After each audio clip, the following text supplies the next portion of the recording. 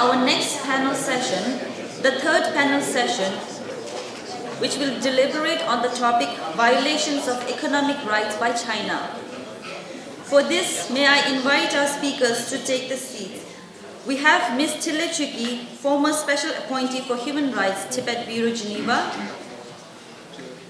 We have Dr. Adrian Zenz, Senior Fellow in China Studies at the Victims of Communism Memorial Foundation, Washington, D.C., and Mr. Marco Raspanti, Director in Charge, Greater Winter. For this panel, the chairperson is Representative Tashi Pyunseok, Office of Tibet, Brussels. Please take a seat. Thank you very much. Also, since we are running 15 minutes late, this panel will run until 12:45.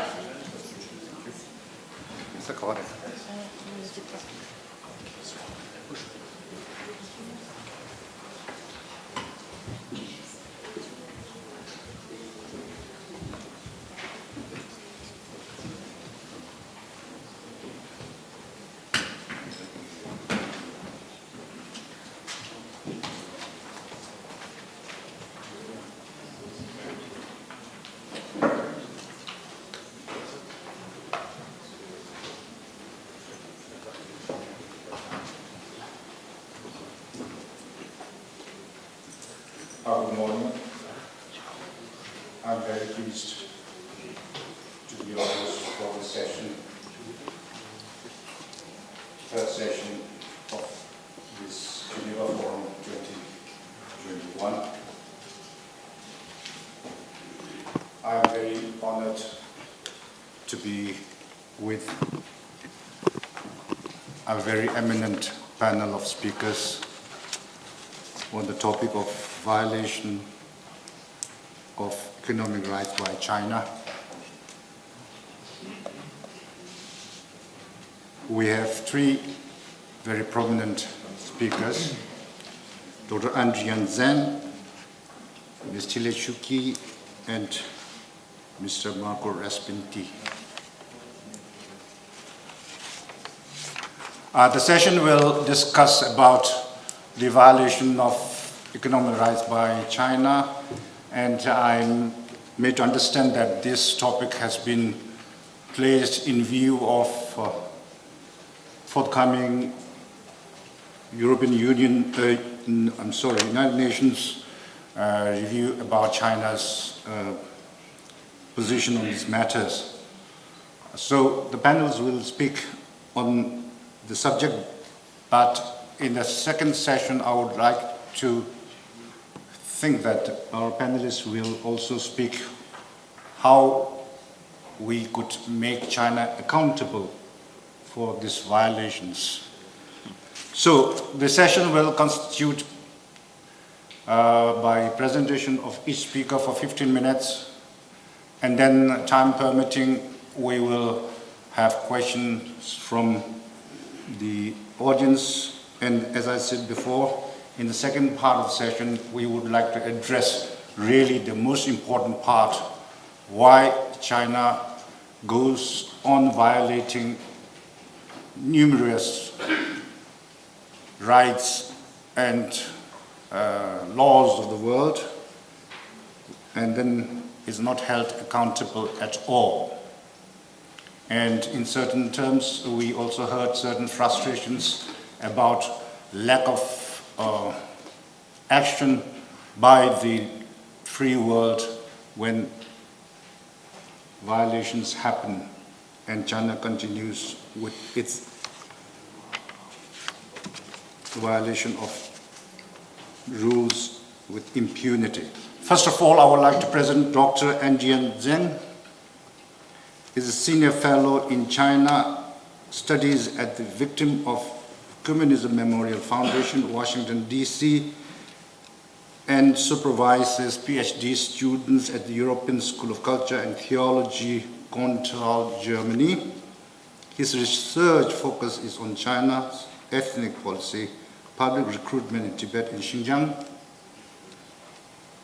Beijing's internment campaign in Xinjiang, and China's domestic security budgets. Dr. Zhang is author of Tibetan-ness under threat and co-editor of Mapping AMDO Dynamics of Change. He has played a leading role in the analysis of leaked China's government documents to include the China's Kabul's and Caracas list. Dr. Zheng is an advisor to the Inter-Parliamentary Alliance on China and a frequent contributor to the international media. Dr. Zheng will be speaking for 15 minutes on violations of economic rights, coercive poverty alleviation through labor transfers in the Tibet Autonomous Region.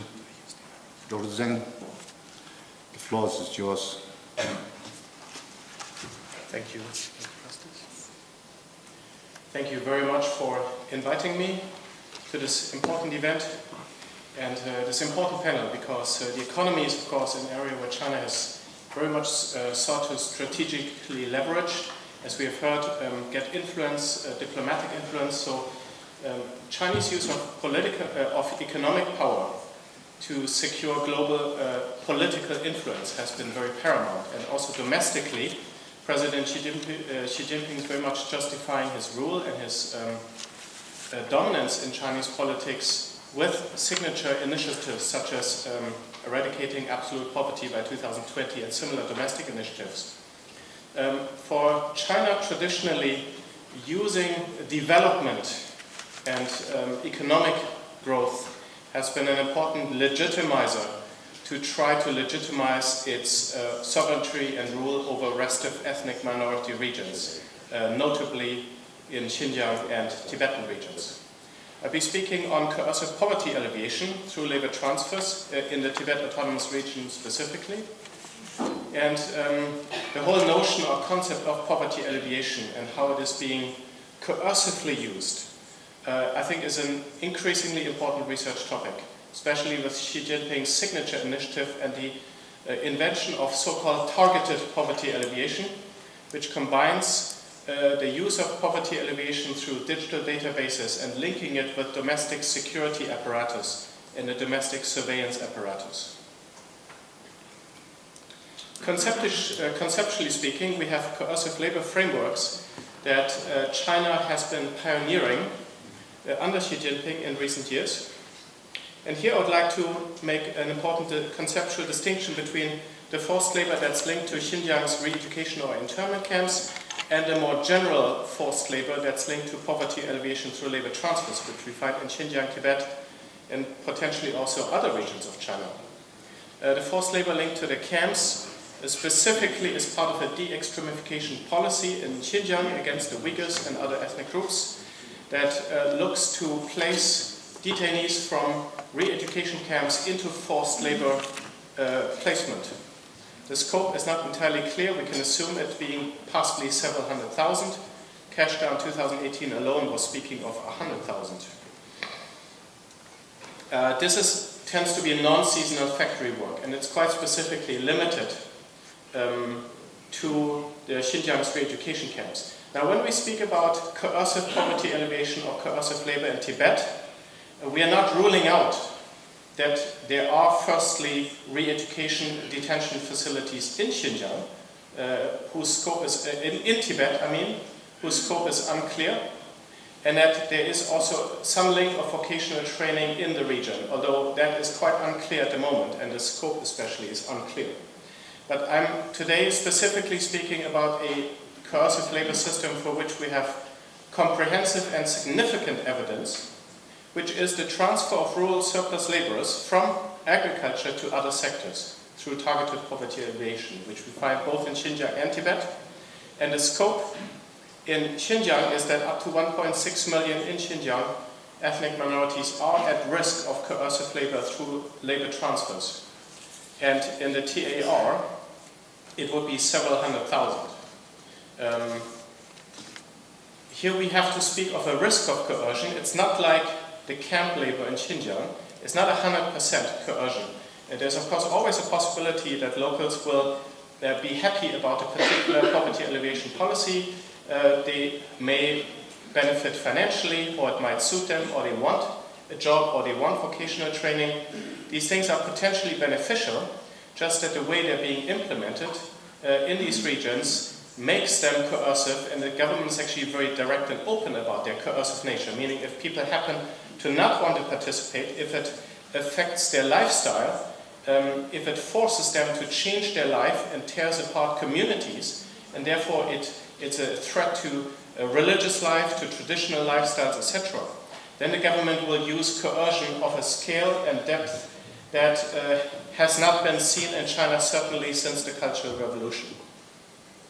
The jobs ranges from very local in being placed to jobs in the same county to cross-provincial, meaning labor transfers to Eastern China. And here we have the transfers of Uyghurs we've heard about to factories across China, and the same happens with Tibetans. The Tibetans are being transferred to cooperating factories and companies in Eastern China.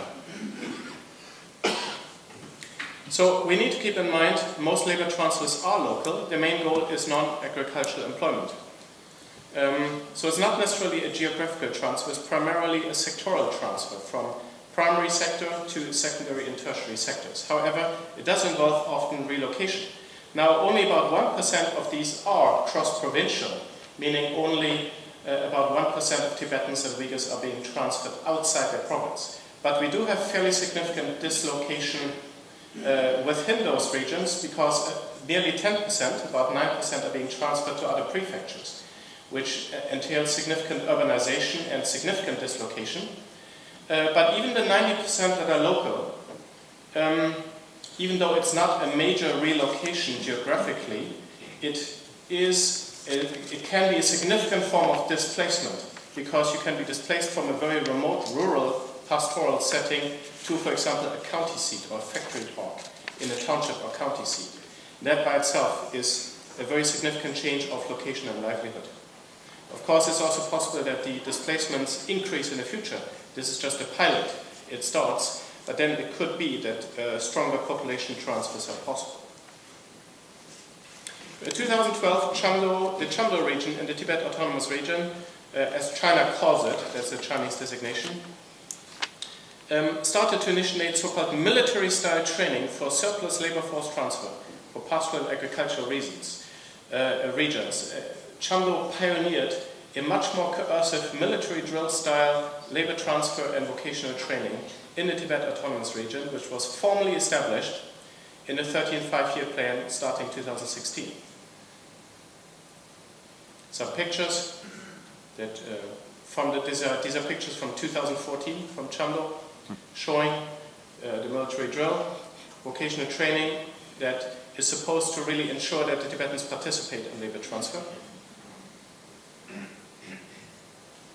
In March 2019, the scheme became region-wide in the entire Tibet Autonomous Region. A key new policy titled the Farm and Pastoralist Training and Labor Transfer Action Plan, including military drill, work discipline, which is important because the Chinese say the Tibetans are not disciplined. They don't like to be herded into factory work. And then, of course, Chinese language, lectures on Chinese law and work ethics, aiming to, quote, enhance laborers' sense of discipline to comply with national laws and regulations. So there's also the point that if we ship you to a Chinese factory, you need to obey the factory management. And it's an order-oriented method. Jobs are arranged first. The companies basically hand the government a list. We need 100 people who do this kind of work and 200 who do that work, and then the government takes them and trains them and delivers them to the company. I have to skip through some of these through time reasons. There's financial incentives, companies and intermediaries. There's like private intermediaries who arrange labor transfers, and they get the money and subsidies for that. There's detailed quotas and so on that need to be achieved. There's very, very high pressure in the system, and cadres who don't comply, cadres who fail to achieve their local quota get punished through a disciplinary action within the party system. This is a picture from 2020. They learn hospitality, how to become a waitress wearing military uniforms. The quota set for 2020, which were achieved by the way, spoke about the transfer of at least 55,000 people within the TER, meaning they get displaced from their prefecture. They get transferred to a different prefecture, 5,000 to other parts of China, so that's about 1%. The total training target was 600,000. The first 7 months, the TER achieved nearly all of that. As you can tell, they were transferred to other parts of TER or other parts of China or locally. Each Tibetan prefecture and county is assigned a specific transfer quota, and this scheme did cover the entire TER. Workers are transferred often in a group-style point-to-point fashion, where they're put on trains or buses and then they are shipped off. To ensure, the point is to replace a previous system that was more individual and voluntary, meaning if you want to get vocational training, here's the training. If you want to get a job, here's your job. You go to your job, it starts on August 1st, right? But now it's like, okay, 500 people working in factory X in another prefecture, you all get placed on the same bus system, and we bring you there, and you will be there by August 1st. And the government officials make sure that's happening. There are significant similarities to Xinjiang, to the labor transfer in Xinjiang, which is Xinjiang has 2 different systems of forced labor, which makes them really, together, they're really huge. The one that is very directly linked to the internment camps, people placed directly from internment camps to forced labor, and then the labor transfer. Poverty elevation through labor transfer in Xinjiang takes local Uyghurs who've not been in a camp really. It's complementary to the camp system. It takes local Uyghurs and then transfers them to jobs. And the coercive, they also get military-style drill training in vocational training centers. Some of them can be securitized almost like a camp. We know very little about the facilities in the Tibet Autonomous Region. And of course, yeah, so it's a complementary system. The difference to Xinjiang is there's not evidence of internment camps that are directly linked to the labor transfer system. Of course, Xinjiang has internment camps. Of course, the Tibet Autonomous Region has detention facilities and does practice re-education on an unknown scale. But it's not linked to the vocational training and labor transfer system. Now, the question is, so how does the military drill-style vocational training happen in Tibetan regions? The answer is it does happen, and we have some limited information about newly constructed so-called training bases, 实训基地 in Chinese. There's very little evidence of what these facilities are like, or if there's accompanying police forces, or to what extent. And it's a really good question. Maybe the Chinese authorities learned to withhold some of this information after the exposing of the system in Xinjiang. Or maybe the system works differently, so this is subject to study. These are all very recent phenomena. This is kind of one facility that I've been able to analyze that does show some signs of securitization. Vocational training school for labor transfer that has a surrounding wall and a fence and some interior fencing. And it's quite clear you can't just get in and out of that place. Those who are being trained, they are being kept there, and then they are afterwards transferred to their work destination. And there's limited evidence of the securitization that surrounds this. But we do know that the Tibet Autonomous Region has a very sophisticated police state that was set up by Chen Quanguo, Party Secretary of Tibet 2011 to 16, who then became the Party Secretary of Xinjiang, set up a very similar securitization system. So very important to understand the coercive nature of economic development and poverty alleviation in Tibetan regions is how they are seamlessly interfaced with the local police state and surveillance state, grassroots cadres, village work teams going door to door, the police and surveillance state, advanced surveillance technology, big data analysis. This is all very important for understanding the coercive nature. And sometimes when you think, well, if they're not like in a re-education camp and directly go to labor, but it's the open-air police state that has been created in Tibet and in Xinjiang that really ensures how people are operating according to government orders. It's very important to understand. Maybe it's less dramatic, not as media effective, but the net effect of people having to comply is in the end fairly similar, really. Also very concerning is the ramping up, in the context of poverty alleviation, the ramping up of land transfer and herd transfer to state-run cooperatives. Quote, nomads become shareholders. So their usage rights to their animals or to their land is being surrendered to a state-run cooperative where they become wage laborers and earn supposedly a dividend. Or maybe they do. They could even be financially better off. Possibly, supposedly, we don't know. But it's a coercive conversion and transformation of livelihoods, of traditional livelihood. It places Tibetans under much greater state control, being wage labor. One state government talked about Tibetans are to put down the whip, walk out of the pasture and enter the labor market. And it's linked to the labor transfer seamlessly because the goal is to get all Tibetans into wage employment. In my opinion, this sort of harks back to the forced collectivization of the 1950s. There's really a lot more we have to understand and research about it. So we see a new turn in Beijing's ethnic minority policy where the transition between securitization and poverty alleviation is seamless. There's no telling where coercion stops and local agency begins. There's a new micromanaging of people's lives, securitized, and this is my final slide. Beijing used to bank or rely on a gradual and sort of maybe half-voluntary process of assimilation through economic incentives, saying, Tibetans, you have a choice. If you want to be integrated, you have to assimilate, you have to learn Chinese and so on.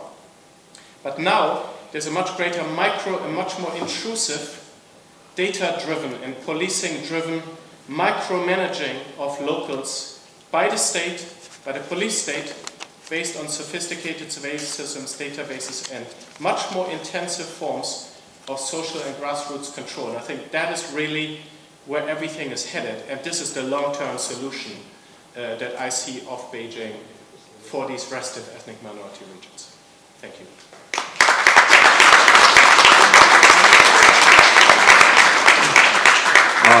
Thank you, Dr. Zen. Very detailed presentation, and we are aware that his report was made public in earlier years, and it has caught the eye of the world, contextualizing the situation in Tibet vis-à-vis the current Xinjiang labor camp issues.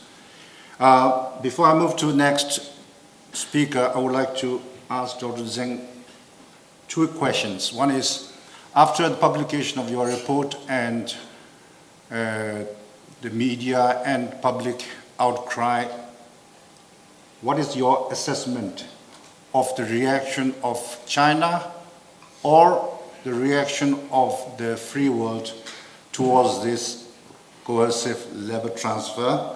And secondly, in view of the declaration that we would be adopting in the evening, what recommendations would you present to stop such kind of coercive labor transfers in Tibet? Yes. So China's dramatic actions in Xinjiang have, really came to dominate the narrative of human rights violations and captured the attention, and the Tibetan situation kind of faded a bit into the background as a more sort of, maybe somewhat less dramatic in some ways situation. I think what my research did, my research really showed how China has a fundamental approach, a subtle, long-term approach to bring regions under tight-fisted control and change livelihoods in the long term. And this method is also actually being used in Xinjiang on top of the re-education camps, because they are not by themselves not enough maybe. So you have to try to change everybody's livelihood, not just the people who are in the camps. And the same in Tibet, and I'm sure also in bordering regions, so further research is going to be needed. To really show that there's this targeted poverty alleviation is a totalitarian approach that is not as dramatic and it's couched in positive language. Right? Poverty alleviation is a good thing. So China is really has a diplomatic strategy of packaging a police state kind of control in sort of what we would think a positive concept. And by doing so, it's making it harder for countries to respond or criticize, or trying to make it harder. And I've found a significant lack of response, to answer your question. I think there has been a media outcry, there have been politicians who have been making statements, yes. But I think there has been a real lack of real action or proposals. I do not see specific proposals. I see the European Union is dragging its feet over forced labor, right? Forced labor really needs to be an issue. Do Europeans want to have products made with forced labor by Uyghurs or Tibetans? I don't think so. And I think this is, for my recommendation, I would exhort Western countries in particular to follow their own laws. Forced labor is illegal. Forced labor is illegal, firstly. And secondly, to do more to expose how China is portraying its poverty alleviation and is trying to recast the very definition of human rights as the right to economic development promoted by the government. That's how China tries to redefine human rights. So I would recommend that you would try to focus on uncovering and targeting the Chinese strategy of packaging its human rights violations under the guise of development. Thank you very much, Dr. Zeng. Now, I will move to the second speaker. Second speaker is Tina Chukila, graduated from Harvard Law School with master's degree in law, LLM in 2018, and joined the Central Tibetan Administration on her return to India. For 2 years, she worked at the Bureau here in Geneva as special appointee for human rights till 27 August 2021, till recently. Prior to this, she worked as a researcher at the UN, EU, and Human Rights Desk at the Department of Information and International Relations in Dharamsala at CTA. She worked as a researcher at the same department and same desk. Earlier to that, she worked as an in-house counsel to Tata Motors Limited. Tata is a very huge conglomerate in India. Motors Limited heading its South India legal department as regional legal manager, South India, for almost 5 years. She received her bachelor's degree in law, LLB, in India from SDM Law College, Mangalore University in South India. She is very fluent in South Indian language, especially Kannada. So she comes with a very huge legal background, and today she will be speaking on overview of economic rights violation in / by China, and I think her footprint of work on this is also present in the brochure that presented to you for this forum. So Tinela, the floor is yours, and after which I will have a question to you also. Thank you. Thank you so much for those generous words, Kongtish Punzula. First of all, I would like to thank Kongtish Kanditsumula, and Chosanga for inviting me to this forum.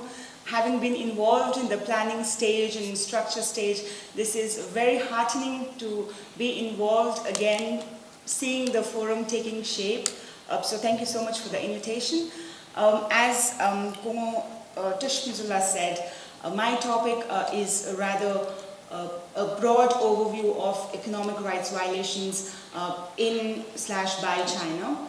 I would, before going into the topic, just give a very, very brief background about the Economic, Social and Cultural Rights Convention. So this is one of the conventions which forms the bedrock of international human rights. It is part of the International Bills of Human Rights, and along with the International Covenant on Civil and Political Rights. So this committee is very different from the UPR review which happened in 2018.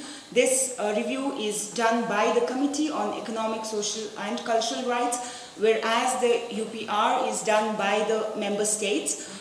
This is one of the distinctions. So China signed this covenant in 1997 and was later ratified in 2001. China is currently undergoing the third reporting cycle. It's supposed to be held every once in 5 years, but again, because it is a member's self-analysis report that has to be first presented to the committee, and then the committee starts the review cycle, China has always been dilly-dallying. So since its ratification, which was in 2001, there have been barely 2 reviews so far, and currently we are in the third review cycle. Just so that we are in the same understanding, generally when there is a review of a country, especially on the treaties, so first, as I said, the country that is currently China presents its self-assessment report on how so far the covenant has been implemented, and then the committee issues a list of issues based on that report, and then the state party submits the written replies to the list of issues that have been issued by the committee, and then there is a sort of constructive dialogue between the committee members and then the member states, and then committee issues the concluding observations along with the recommendations, and then the follow-up happens. So far, just for the understanding of everybody here, China is currently in the second stage. That is, the list of issues have been submitted to China based on its reports. So in every stage of this cycle, there is an active participation by the civil society groups and other stakeholders. So while the committee was framing the list of issues, we received a very important opportunity to present the paper and our report on what are the major cultural, economic and social rights violations by China. So this list of issues have been sent. Now China has to submit its reply. We are hoping that when the actual dialogue happens, which is the fourth stage, it will be in the next year, so that we are all in the same page, because it appears that there needs to be a little bit of clarification on what the stage and structure is. At the stage of the fourth, that is the dialogue, it is very, very important that there is more participation so that the committee understands what are the major sort of violations and where China needs to be questioned. And that is why, as a backdrop, we are holding this forum on this particular violations, so that a general consensus can be built on what are the major violations that are being carried out by China against Tibetans, Uyghurs, and of course the mainland Chinese itself. So going to what are the economic rights under the ICCER, first would be the right to work, right to fair wage and safe working conditions under Article 7, and then right to form and join trade unions under Article 8. So these are the major sort of economic rights that are outlined in the Covenant on Economic, Social and Cultural Rights. Over and above this, there are overarching rights, or you can say underlying rights, that is the right to self-determination, right to development, and right of non-discrimination. Of course, also sort of having legislations framed in a way that they are non-discriminative. So, the reason why I wrote economic rights violations in/by China is when you talk about economic rights violations by China, there are of course domestic rights violations, but with the advent of Belt and Road initiatives, what we have seen is that China has gone beyond its borders in violating the economic rights of people across the world. So you have huge economic rights violations that are being carried out wherever the Belt and Road initiative has set foot. So in order to compress the topic, I have kind of narrowed it down to say that economic rights violations in China by China. So again, this I should have said in the beginning. When I say China, I'm talking about the government of China controlled by the Chinese Communist Party, just so that it does not hurt the sentiments of any person or individual.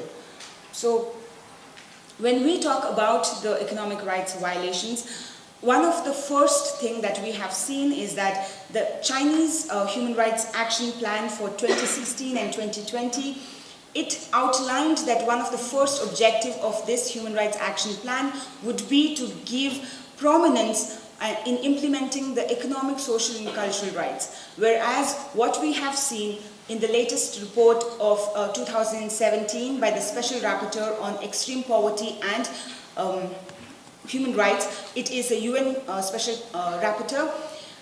The visit of the Special Rapporteur visited China, especially the Yunnan province in 2017, and after the visit submitted a detailed report on what sort of poverty eradication mechanism has been done by China as it has claimed.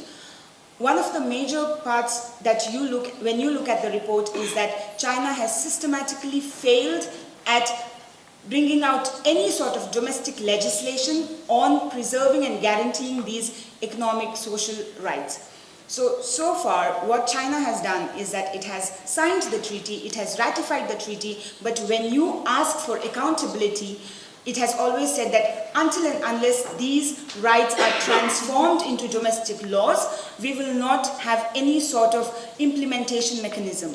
And therefore, so far, even after almost 20 years of ratification, China has systematically failed to form any sort of domestic legislations protecting these rights and thereby stopping the implementation of these rights and questioning of these rights.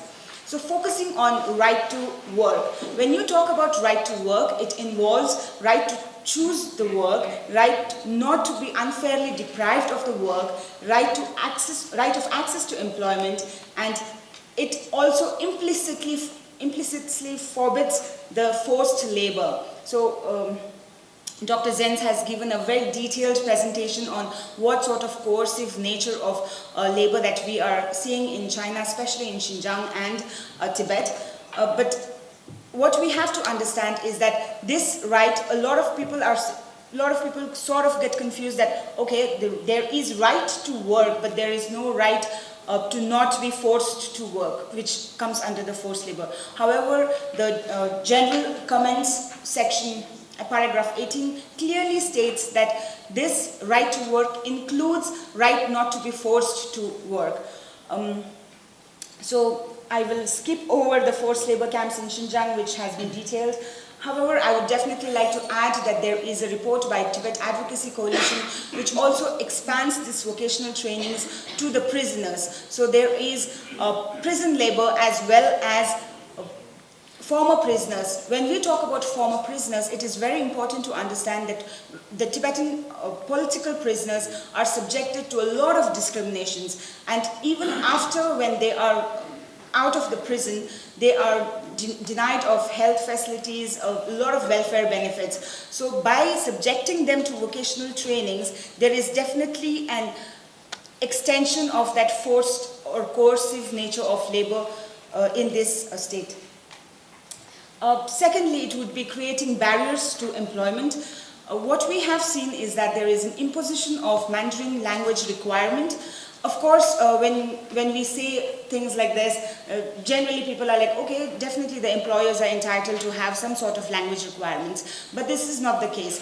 The case is that they impose that only Mandarin speakers are given an opportunity to work, which subjectively makes the larger plan of making Tibet a Sinicized state. Of course, the same applies to East Turkestan as well. And then there is a systematic denial or restriction on obtaining permits and loans for starting a business. Tibetans, Uyghurs, Southern Mongolians, they always face this entry to the barrier of the market, whereby they are not given access to loans and also not given access to even permits. For example, there was a report recently where we have seen that Tibetans are denied of tourist guide license, which basically means that they do not have the permits to be tourist guides and therefore the right to work. As a larger picture, we can also talk about the migrant laborers who are facing the sort of restrictions because of hukou system. Yesterday there was a lot of discussion about the Beijing Olympics 2022. A lot of rights groups have called this a genocide game. One of the reasons why this is happening is because if you look at the sort of sponsors that we have, this is a very important report that has been published by ASPI, where you can see that Olympic as a structure always has a lot of worldwide partners, and then official partners, and then again the state partners. In this report there are clear connections and allegations how these partners, which are these companies which are partnering or sponsoring the Olympics, are sort of connected to the larger forced labor issue and internment camps. For example, in the worldwide Olympic partners, we have Alibaba, which provides platform to Yanchen, which is definitely seen and noted to be employing people from the forced labor camps.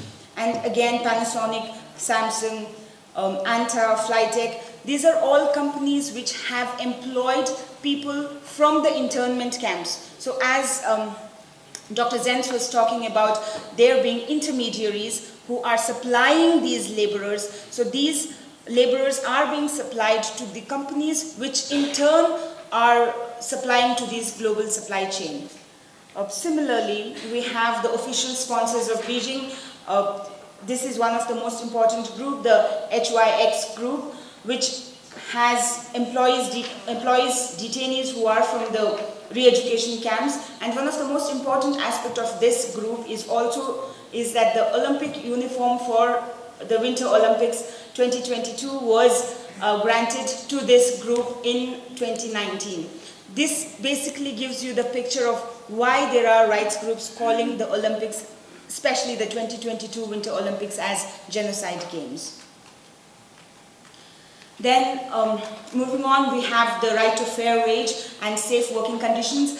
This again has been so very well articulated by Dr. Zenz, where he has said that there are coercive measures being implemented, because it is not just that the people should have right to work, but also they should have an access to the safe working conditions, whereby if you look at what has been discussed so far, it clearly means that the people who are in these internment camps or who are subjected under these various programs are not able to work in safe working conditions. Also, the question of fair wage. Definitely there have been a lot of discussion on right to equal pay, but when it comes to the Tibetans, Uyghurs and other so-called ethnic minorities, what we have seen is that there is a huge wage disparity for the Tibetans, Uyghurs, while comparing the same to the Han Chinese or the mainland Chinese for the same work that has been done. So, for example, there was a latest report which said that there is a difference of almost $400 for the same amount, that is work that has been paid to Uyghurs and the amount that has been paid to mainland Chinese. Then we have the right to form and join trade unions. Of course, the major concern that we have always raised is that China has always violated the right to assembly and right to form unions. And in this case, I wanted to discuss one case, but I think I'll just go to the final conclusion of the case, which speaks about connecting the right to strike, right to form trade union to freedom of assembly and association. This is one of the important cases that we have seen in from European Court of Human Rights. In China, there is only one trade union that is allowed. That is the All China Federation of Trade Unions. It has a massive membership and staff. However, when you look at the sort of, when you talk about trade unions, you always talk about welfare of the laborers. But when it comes to this trade union, what we have consistently seen is that they do not work for the welfare of the workers. It is rather the party's diktat that has been sort of ordered, obeyed and promoted. Last article that I'll deal with is the right of non-discrimination, Article 2. This article clearly talks about prohibiting any sort of discrimination on the basis of race, color, sex, language, religion, political or other legal opinion or other opinions, national or social origin, property, birth or other status. In 2018, the concluding remarks of the Committee on Elimination of Racial Discrimination, the experts have clearly noted that there is a marked discrimination when it comes to these rights of Uyghurs and other so-called ethnic minorities. Especially an example would be the discrimination in public sector. That is, there was job notification for police recruitments in 2020 for the Lithang County, where we have seen that people who are one of the major conditions for accepting or even applying for the job is that you should not have participated in any sort of separatist activities. When you talk about separatist activities, China has a very, very vague and broad definition. Any sort of even inkling of complaint or discontentment is considered to be a separatist activity. Therefore, it sort of removes a large portion of Tibetans, Uyghurs, who want to apply for the job but are discriminated just because they have a different political opinion. Especially also in the private sector, there was a job advertisement by Lens Technology in 2019 which clearly said that if you are Uyghur, if you are a Tibetan, please do not even bother applying. So that is the sort of discrimination that we are saying. Right to development, this is one right that needs to be understood, whereby we have seen that when it comes to the nomadic resettlement, we generally talk about right to food and right to livelihood, right to housing. But with the current list of issues, what we have seen is that this right is now being moved to include the forced resettlement of Tibetan nomads. There is a very important judgment by the African Commission which talks about the state having a duty to obtain free, prior and informed consent and adequate compensation.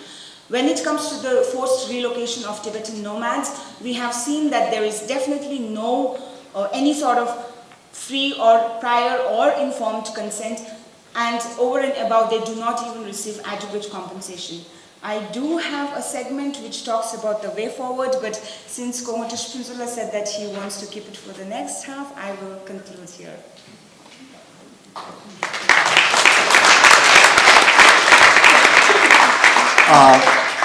That is a nice way of putting that she would take more time later on.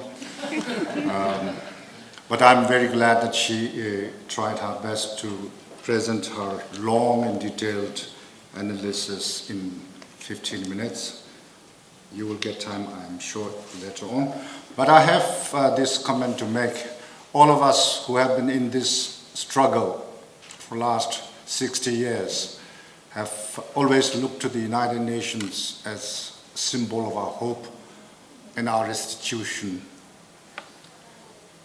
And in this process, we have gone through despair, hopelessness, disappointment, and we still do. We are here at the center of the United Nations, but we present our cases for the last so many years, and we still don't see any concrete movement. That is not to say that we are disrespectful of the United Nations, but we are disappointed with the United Nations. I have a very undiplomatic way of putting it. I say that in the struggle between mind and mouth, the liberal world is failing. United Nations concept and covenants and rules are all about intellectual and mind development and protection of freedom, which constitute mainly about human dignity and inherent human rights. But on the other hand, we have the case of mouth, that is economics. So when it comes to mouth, mind loses battle at every stage. European Union continuously label discrimination against China not having level playing field. Now it took 30 years for European Union and Western world to accept. Now that you have been with the United Nations here for the last few years and more so indirectly involved from Human Rights Desk from Central Tibetan Administration in Dharamsala, and with your long presentation, what is your way forward? Thank you so much for the question. I just continue my presentation now. So as a way forward, definitely there is a lot of disappointment, there is a lot of despair when it comes to United Nations. Just to give you an idea, this is United Nations. It is an ocean in itself. So when you are interacting with one part, so the general interactions that we have been having is with the Human Rights Council. Please search where is Human Rights Council in this map, right? It is right under one of the organs, that is the General Assembly. Under the General Assembly, it is the Human Rights Council. We have been fighting there. When I say there is a lot of hope left, is that if you want to take advantage or gain something from the system, you have to understand the system first.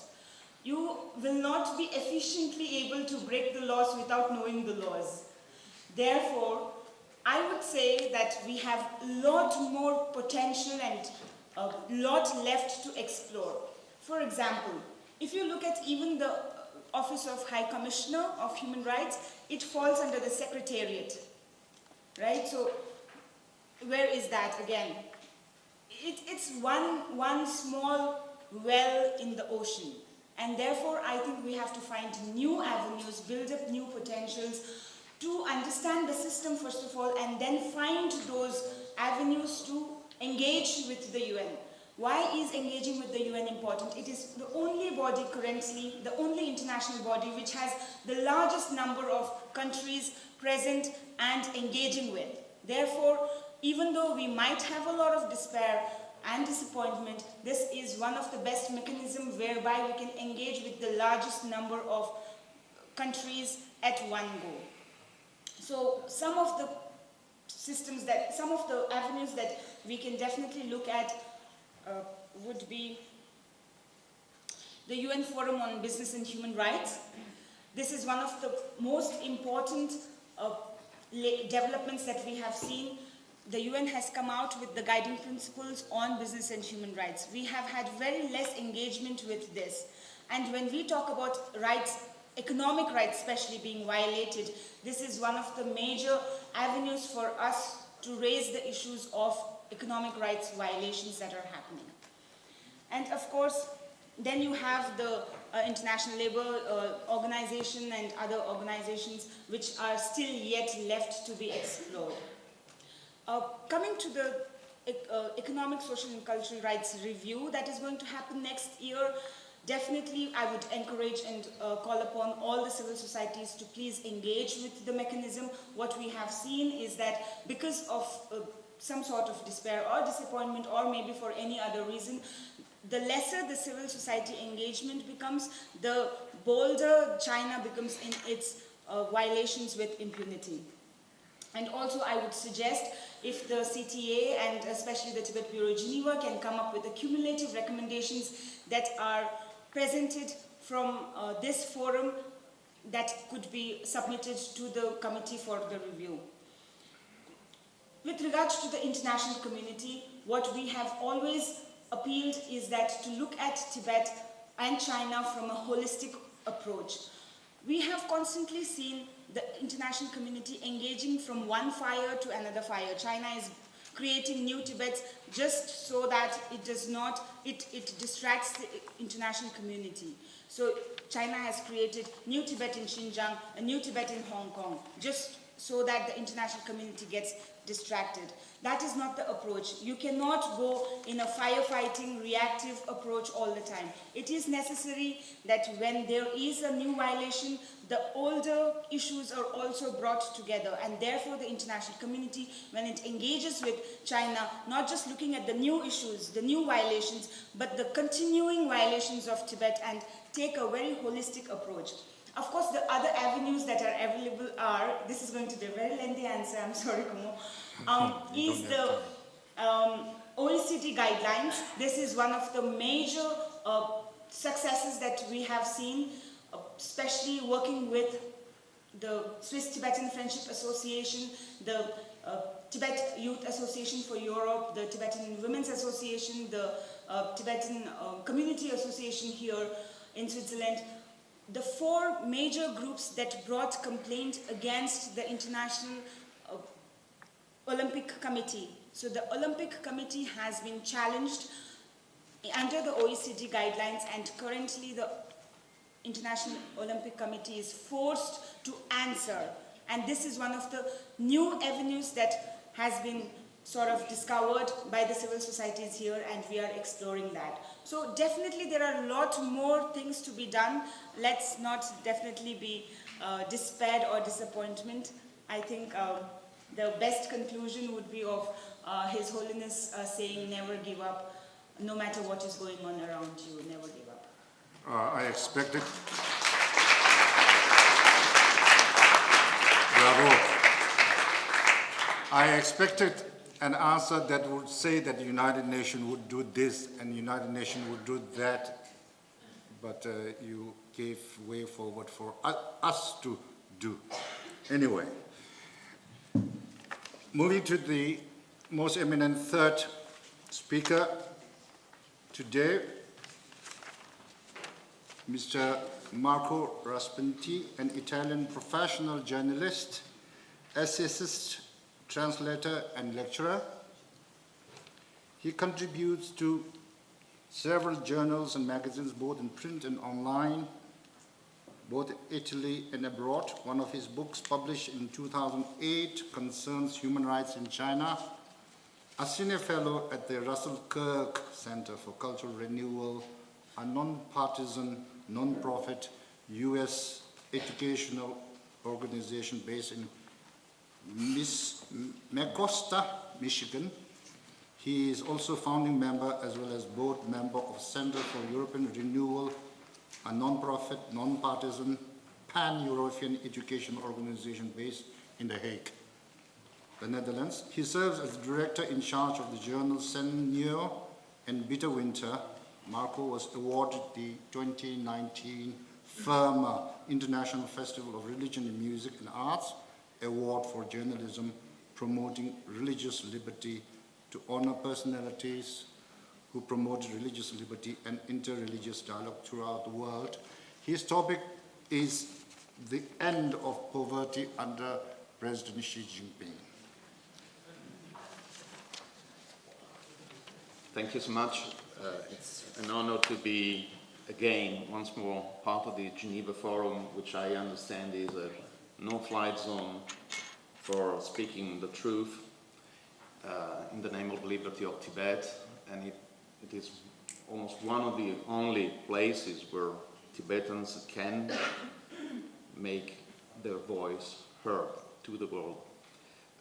As you heard, I'm not an economist, so I will try to not overlap too much to what my distinguished predecessor just said. but I'm trying to interpret my topic,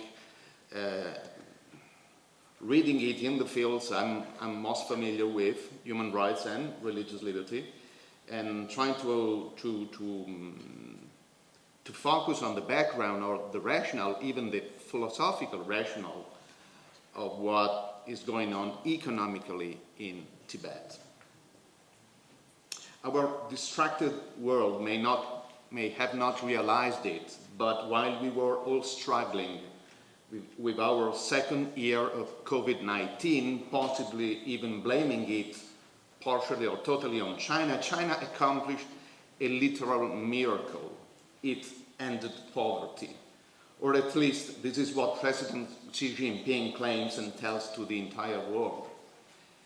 Xi himself triumphantly gave the news on February 25 this year during a public celebration, saying that absolute poverty was finally eradicated from the most populous country in the world, and the Chinese Communist Party, or CCP, People's Daily, celebrated his historical victory with one of its longest articles in recent years. And not only. There was even, sorry, technology is not assisting me.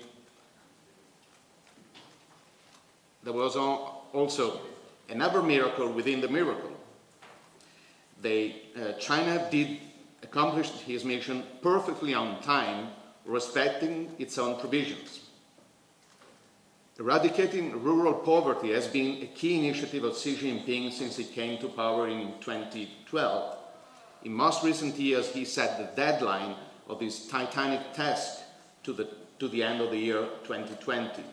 So when China announced late last year that it had removed the last remaining counties from a list of poor regions, its officials said it meant it had achieved the goal of eliminating extreme poverty by the set date. In short, mission accomplished. This is all the more impressive if one remembers that while China was able to reach so grand a goal, the rest of the world was suffering a new wave of impoverishment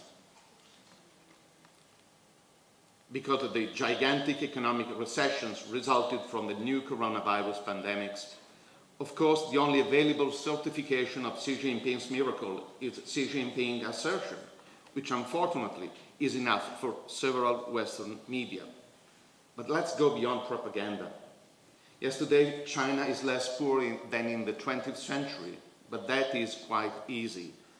Mao's lucid ideological folly performed through his famous national campaigns, chiefly but not uniquely the Great Leap Forward, caused famines.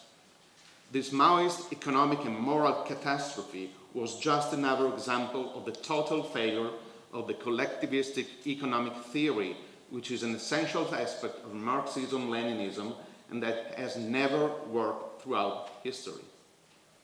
Again, it is quite easy for anyone holding collectivistic economic views or not to be better off, even far better off, than the nightmares of Mao's time.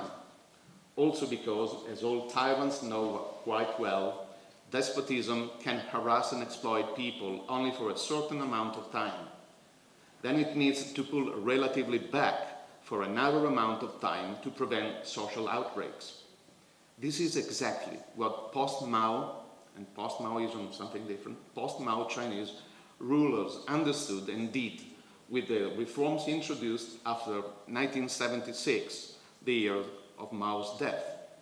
Also, the country needed to recover as much as possible and as quick as possible if the CCP wanted to exorcise the ghost of a new unrecoverable economical cataclysm of the kind that later doomed its rival comrade in the rush for the socialist leadership in the world, namely the Soviet Union. We all recall the slogan of the Soviet sunset times, perestroika, but not all remember that the meaning of that Russian word is restructuring, even renovation. The last Soviet rulers meant, in fact, to relaunch the dying Soviet communism through a maquillage and a lifting that could save it from its own misdeeds and errors, not to abolish it. Soviet rulers failed, but Chinese rulers didn't. the latter were able to craft their own successful perestroika, making the West and their own citizens pay for it.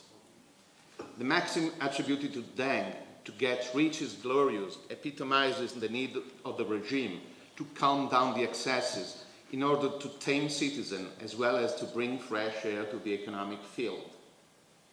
Many critics say that Deng may have not uttered those specific words. It is possible. But what Deng surely did was inventing the concept of a socialist market economy, creating special economic zones.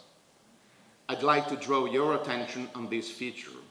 Deng's was an attempt to refuel socialism through a partial market economy, which was limited to some areas and ultimately controlled by the state. It was not a repeal of Marxist theory. It was an injection of quotas of its opposite, aiming at restructuring and renovating socialism. In one word, perestroika. One should notice the similarities with the new economic policy decided by Lenin in 1921, which saved Soviet Russia from collapsing. This was the original perestroika, which at that time worked for Moscow. And while the second Soviet perestroika failed in the late 1980s, the Chinese one started even earlier on a pure Leninist model, succeeded because it favored a bottom-up strategy that Soviets didn't follow at their own expenses. This excursus on Deng underlines one fundamental thing. It is perfectly fine for communism to exploit the tools of the enemies, economic tools of the enemies, and Deng's economic reform through controlled liberty was perfectly Leninist. And while the favorite phrase of Xi Jinping, socialism with Chinese characteristics, was crafted by post-Mao Leninist Deng, the reverence that Xi has for Deng's economic reform, alongside the similarities that he displays with Mao's cruel repressive policies, made this president for life the perfect Leninist for the new era, and his end of poverty a fantastic weapon to secure the power of the CCP over people. A common trend repeats that post-Mao China moved progressively away from communist collectivism, becoming capitalist. It did not. The Chinese regime is quite proud to define as Marxist-Leninist its one-party, heavily centralized government that allows no dissent, controls its citizens in all possible ways, and uses intimidation, terror, and persecution as an instrument to exert power. China may imitate some misdeeds of a capitalist society, but this doesn't make it a capitalist country, no more than the cheap made-in-China imitation of a handbag makes it a true Gucci. Let me be clear, I'm not a fan of capitalism as such, a word/concept created by French socialists and made famous by Marxists to reduce all human activity to a gross materialistic approach based on money and greed. But for sure I do cherish economic liberty and private property because they amount to human rights. Now, what the Chinese regime has successfully managed to accomplish is an economic strategy where the liberalization of some economic devices that were once forbidden have been implanted in the Marxist framework. Let me here underline some economic devices, means, not ends. And this limited amount of liberalization based on a fundamental materialistic premise goes hand in hand with no political liberty, no liberty of expression, no religious liberty. Let us now return to Xi's miracle, the end of poverty. It is simply a lie. First of all, India's results are comparable to China, and India, with all of its problems, is a democracy. Tanzania in Africa, which did better than China, is regarded by some as only partially democratic, but certainly has more democracy than China, and did not rely on Xi Jinping's thought to achieve its result in the fight against poverty. Second, all depends on how Xi defines poverty. We are all familiar with a few famous words in Lewis Carroll's novel Through the Looking Glass. When I use a word, Humpty Dumpty said in a rather scornful tone, it means just what I choose it to mean. Neither more nor less. The question is, said Alice, whatever you can make, words mean so many different things. The question is, said Humpty Dumpty, which is to be master. That's all. She decides what poverty means because she is the master, and she masters to make all forget that poverty is not an absolute concept.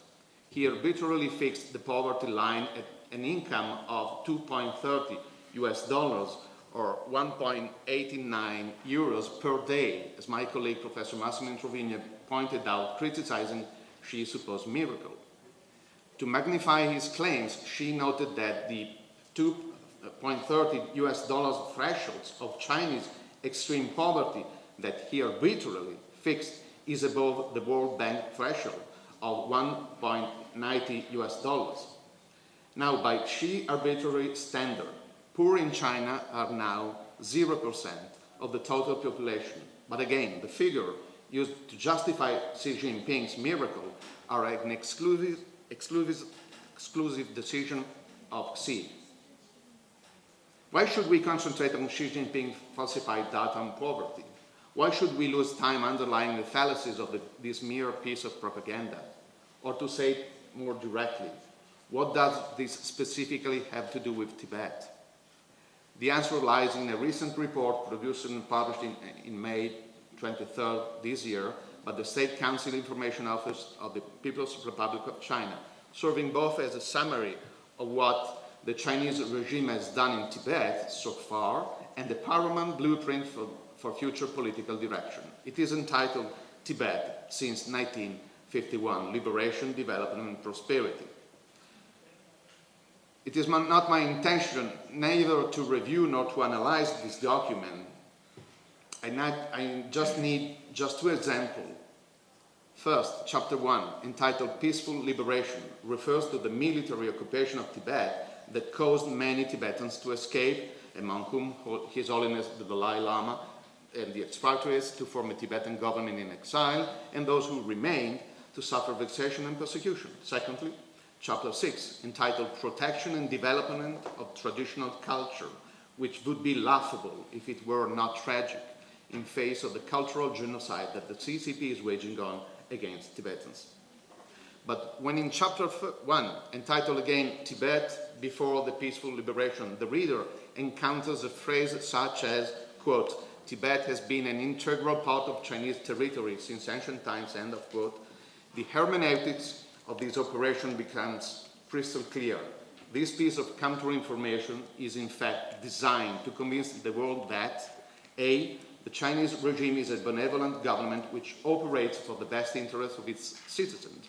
B, being Tibet an unalienable part of China, the benevolent nature of the Chinese regime looks carefully and benignly after its cynicized Tibetan citizens. And third, lastly, the intrinsic benevolent nature of the Chinese regime has been able to secure not only the best, but the very top of all conditions for its otherwise miserable and backward Tibetan citizens, finally enlightened by their accord cynicization. I answered no review of Tibet since 1951, and I'm going to my conclusion. I just want to evaluate it. My evaluation concentrates on two main points. I formulate the first, putting a decisive question. Why should the CCP tell lies on the end of poverty just for propaganda? No. The CCP needs the lie of the end of poverty to cover the mother of all lies in China and blame it on its scapegoat, the mother of lies being that socialism works and the scapegoat being traditional cultures. Xi Jinping's call it the end of poverty in Tibet in Chapter 5 of Tibet since 1951, while it is Tibet which will end in poverty. Before occupation by China, Tibet was not dying in poverty. After the CCP's end of poverty, who does really benefit from the undeniable structures that China built in Tibet? Who is exploiting Tibet's resources? Who is essaying to protect Tibet's culture, language, and religion, while it is actually imposing all sorts of cultural, linguistic, and religious persecution on Tibetans, even to extent of deciding the reincarnation of lamas on one side and relocating thousands of Tibetans in new socialist villages on the other side, making them impoverishing their culture, diluting and controlling their religion, as well as erasing their communal life? I leave you with the burden of finding the answer, but believe me, it is not difficult to guess. Thank you.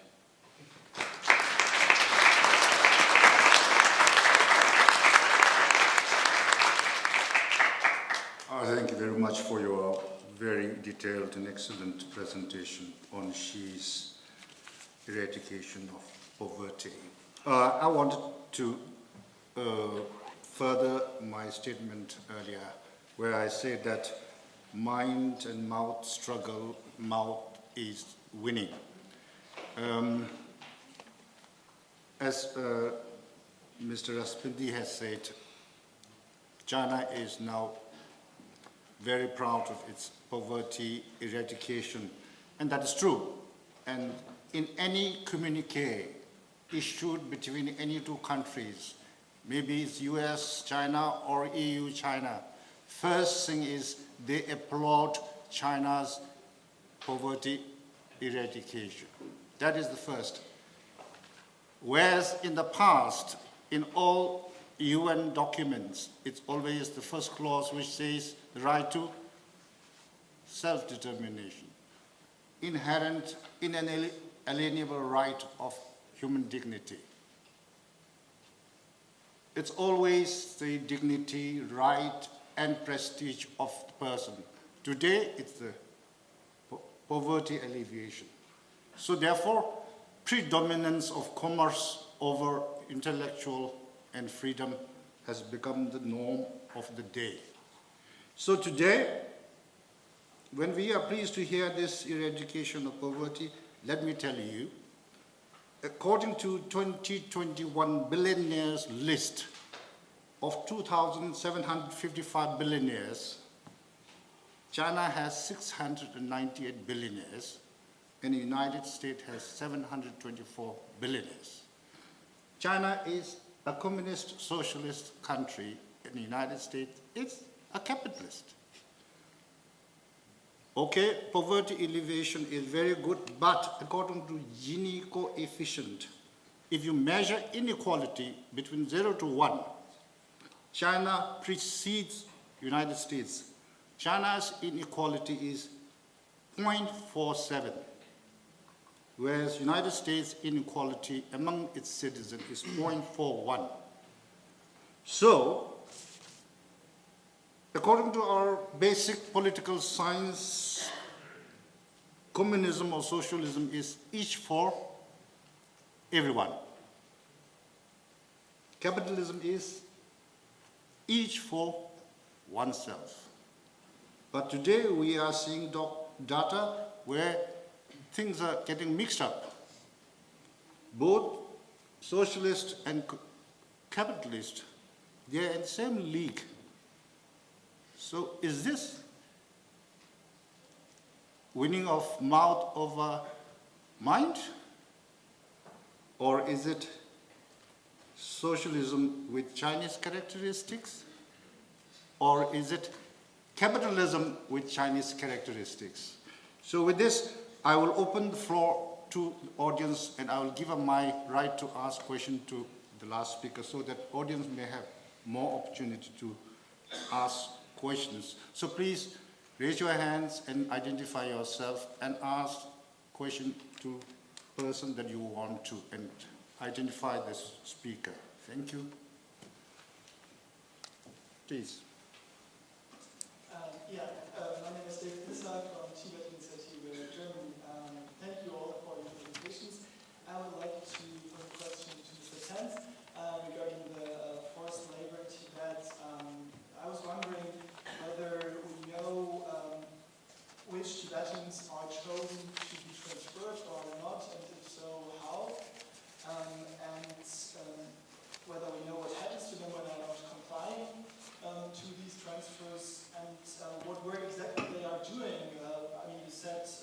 primary tertiary sector, but do we have any examples there? Yeah, thank you.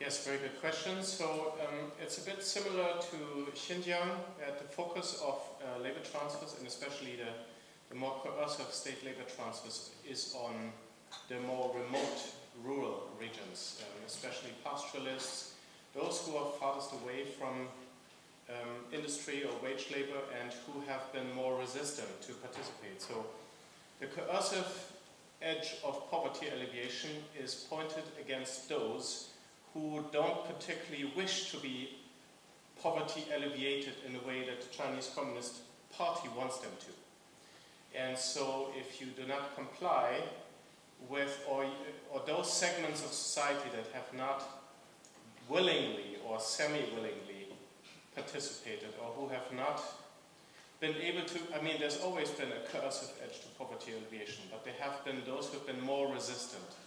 And those have tended to be the ones who are more wedded to their traditional lifestyles in more remote regions. And so the further you get away from urban centers such as Lhasa, the further you get away from also mixed places where you have more Han Chinese, those really are the recipients of the most coercive poverty alleviation methods. In terms of specific ways, so, for example, the poverty alleviation or labor transfer plan has particular plans and provisions to increase the so-called overall quality of these populations, because these more remote, traditional rural populations are considered to lack the overall quality of becoming a laborer. The stated goal is to transfer herdsmen and farmers into industrial workers and bring them into modernity. They're seen as not being able to work a regular factory day, spend 8 hours in a factory. So they get a so-called a basic quality training, whereby they're subjected to basic discipline and drills to prepare them to work a full day in a factory, which they have not done as herding, especially the nomads. So in terms of the particular professions, they're trying, there's a real drive to try to drive a localized production to produce specialty products for a region, such as Tibetan handicraft or Tibetan medicine, or specialized local food products. A lot of that is geared towards tourism or the Eastern Chinese market. Other types are like food processing, and some of you may have heard of, for example, Kofco with Xinjiang tomatoes and Italian tomato paste. Our neighbors here in Italy, they have a habit of importing Xinjiang tomatoes and then putting label made in Italy on pasta sauce that consists of tomatoes from Xinjiang. And Kofco is also a recipient of Tibetan labor transfers. So food processing, and then there's like driving, like taxi driving, getting driver's licenses, and some other more practical skills that are actually needed.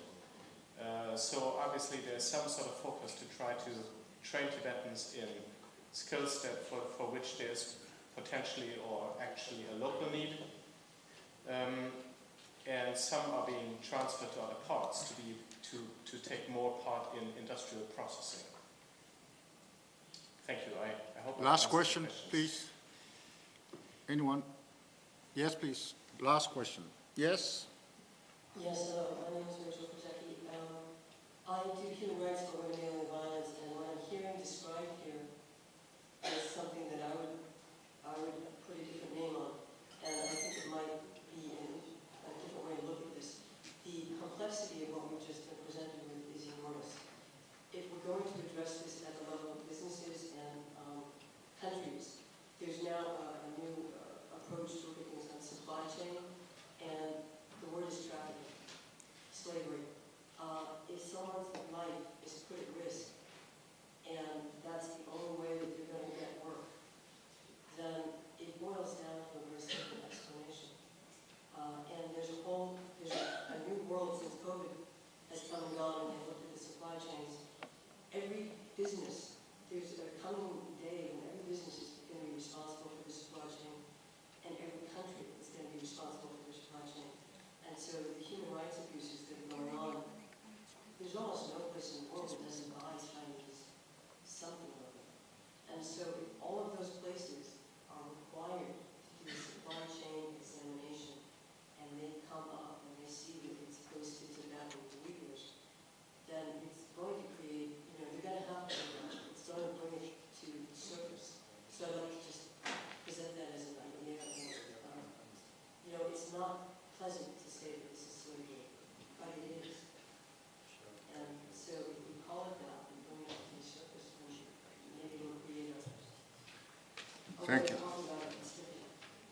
Thank you. Thank you very much for your comment. Before I conclude, I'm compelled to give 1 minute to Chugila. She wants to acknowledge someone. Thank you so much, Momo, and thank you for the comment. Definitely what you said is the new way of looking, a new perspective that we have to sort of bring in the discourse of discussing a supply chain. In the same spirit, I wanted to acknowledge the presence of course, our chief guest who gave a very important statement yesterday, Vice President of the Senate of Czech Republic. The reason why I'm acknowledging him is that he was the presiding officer for the very important resolution that was passed by Senate on diplomatic boycott of Olympics. And this makes even more significant because this is one of the latest in the recent times that genocide in Tibet has been acknowledged. So definitely for someone who is researching on genocide and cultural genocide, that would be a beginning point and a very important document. Because what we have seen in recent discussion is that definitely there's a lot of genocide discussion that is happening in Xinjiang, but there has been a sidelining of genocide, and especially the cultural genocide in Tibet that has happened. So this resolution of diplomatic boycott makes that acknowledgement and highlights the crimes against humanity. So thank you so much, Vice President Ziri. I think that is very important. And also just one last statement on what can be further done is that in 2017 there was the China Tribunal which discussed at length the organ harvesting that has been happening in Tibet, in Xinjiang and other parts of China, and they came up with a 563-page judgment. Similarly now the Uyghur Tribunal is happening on genocide in Xinjiang. Definitely we can look at ways where, if not genocide in Tibet, but definitely genocide in cultural genocide in Tibet can be presented to such tribunals, and thereby sort of documenting what has happened in Tibet in legal terms, because currently there's a lot of anthropological discussion, a lot of discussion on what is happening on policy-wise, but definitely there needs to be a legal documentation of this, so some sort of that opportunity as well. Thank you so much. Thank you, Jugila. Thank you, Dr. Zhang. Thank you, Mr. Raspanti. And thank you very much to the audience. Thank you once again.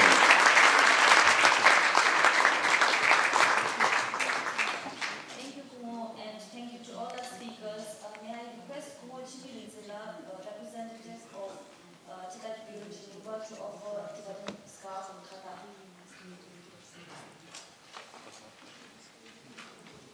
Mr. Marcus